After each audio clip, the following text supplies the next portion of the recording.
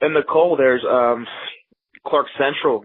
There's a team we haven't really talked about on this podcast in the week that we've been doing this, but last week Clark Central against Appalachia.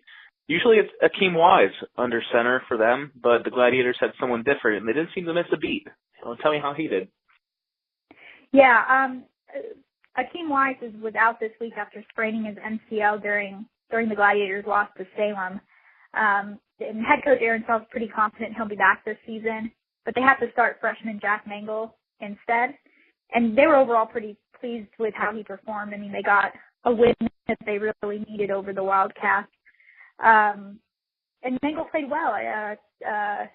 Aaron Self said he played with a lot of poise and a lot of control, and that he was impressed with his performance for a freshman.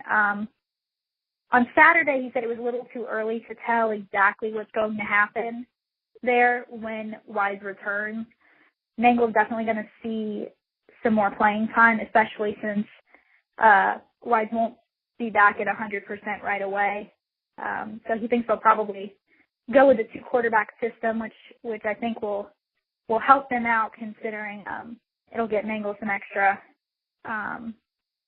reps that he might not have gotten previously. And how important do you think is it for Clark Central depth for, Mangle to get into the mix here, to in that 2-quarterback system to even progress even further, to give, the Gladiators an extra, body, not a body, but an extra solid player, behind Akeem Wise if Akeem gets back to full strength? Yeah, definitely. One of the things was Akeem's a senior this year, and before they had Cameron Johnson, who had been the starter for quite a few years and was very solid in that position. And I don't think they were able to get Akeem as many reps leading up to him taking over the starting position as they would have liked. And I mean, now this might give them an opportunity to get some reps for a quarterback who's still a little inexperienced and needs some time at the varsity level. And up until now, they've been playing some really close games, so it hadn't made a lot of sense, I don't think, to throw him in there. That makes complete sense. Now kind of moving on to this week's games, kind of looking ahead, I guess we can say. Jefferson takes on Elbert County. Last week, Jefferson was a big winner, thanks to major thanks that go out to, Sammy Williams, our Preps Player of the Week. Now, Nicole, what are you seeing out of this Jefferson team that's just making them so dangerous this year? Well, they have a lot of weapons on offense. I mean, like you mentioned, they have Sammy Williams at running back, and they've also got a freshman in Colby Wood at running back who's had some big games as well. It's really pick your poison when it comes to Jefferson offensively, because Evan Sheriff's their quarterback. He's already passed for over 1,000 yards this season, and he probably has the best and most balanced group of receivers in the area, in Dalton Hill, TJ Skelton, and Rodney Carr. And they won 34-7 against Jackson County, but after the game, the coaching staff and the players really stressed that they had a lot to work on heading into the rest of region play, because Elbert County's, they're a little depleted after a few injuries, but they're going to be a strong team, and Jefferson hasn't beaten them since 1976.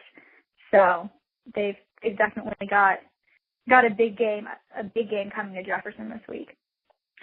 And it seems that Elbert County, while they have, been off to a little bit of a slow start this year, 3-2, I guess, 0-1. If you are Elbert County, they're also 21-3 on the road under their head coach, and that's impressive. I mean, that's tough to do. There are teams that often play well at home as well as on the road, or on the road, not both. Like Jefferson, what do you think allows them to play so well at their home field? Geez, it seems like there's not much that can get by them there. Mm-hmm.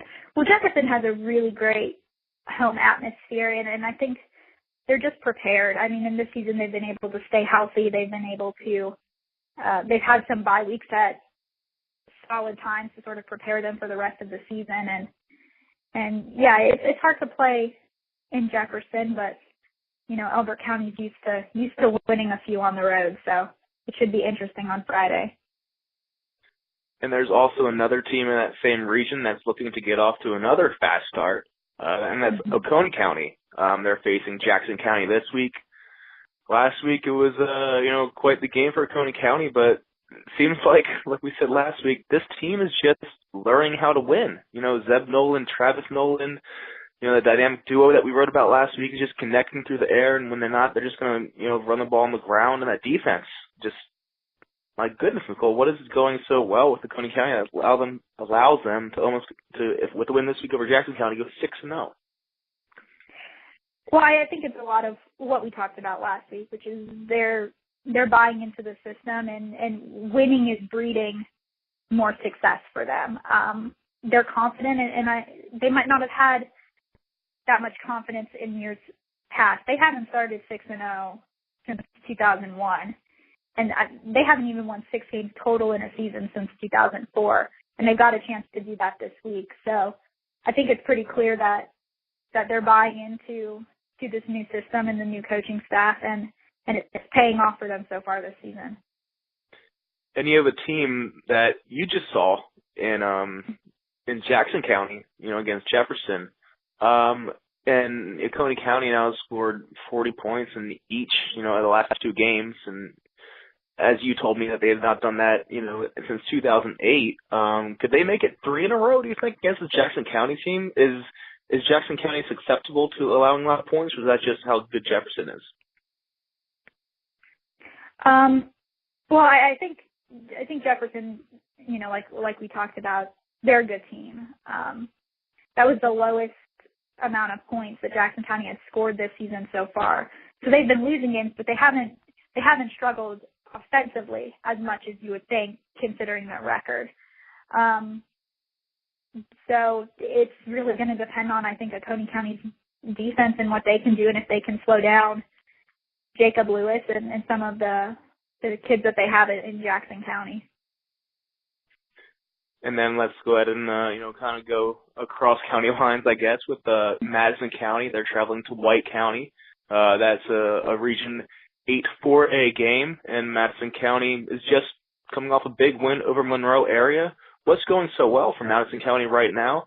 3-1, 1-0, going to make it 4-1, 2-0. Mm-hmm. They have a lot of senior leadership. They've got, I think, at least 20 seniors. I think the exact number is 21. And that's a lot more than they had last season, when they had 6 seniors. So they've got a lot of experience, and just a lot of kids who have been there before and really understand what they're trying to do in Region 8 4A, which, as we talked about last week, is a really difficult region this year.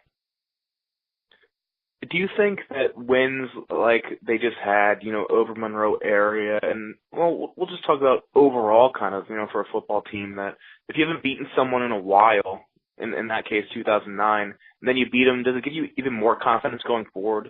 Like we've seen, Prince Avenue, Athens Christian, beating, Prince Avenue for the first time in a while.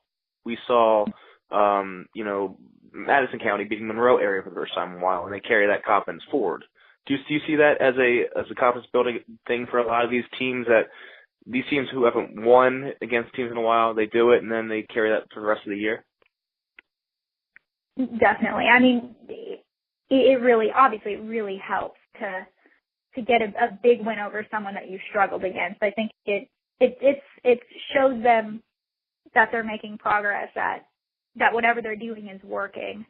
And with Madison County, there was some more going into that, because they hadn't just struggled. There was a fight during last year's Madison County and Monroe area game, which kind of had changed a lot of that game at that point. So emotions were running high, I think, going into this game, and I think they were happy to get the win and start region play 1-0. Last week, Commerce won 10-7, and people expect Commerce games to be low scoring occasionally, because they like to grind it out, pound the ball on the ground. But is their defense good enough? And did that surprise you that they won 10-7, or is that kind of like what you expect out of the Tigers?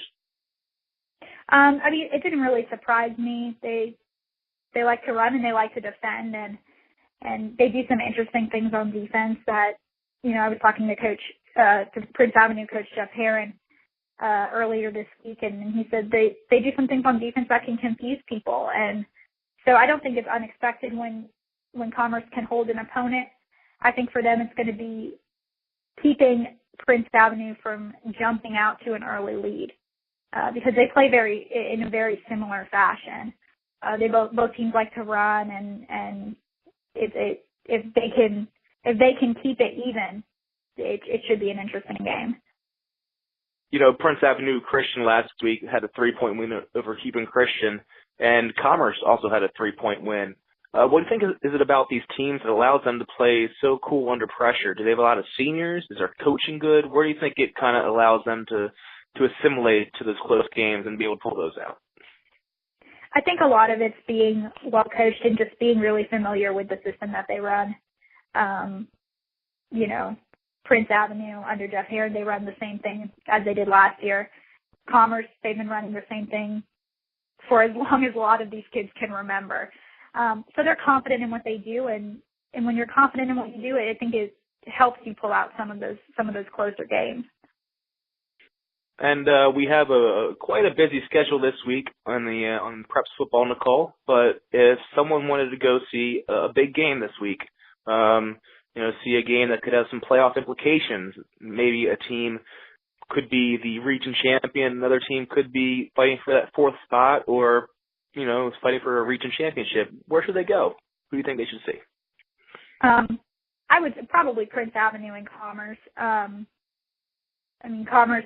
If Commerce beats Prince, it'll be the first time they've swept Athens area Region 8A schools in Athens Christian, Athens Academy, and Prince Avenue since 2009, and it would put them in the driver's seat for the Region 8A title. Of course, if Prince wins, there'll be a three-way tie for first, which will make the rest of the second half of this season pretty interesting.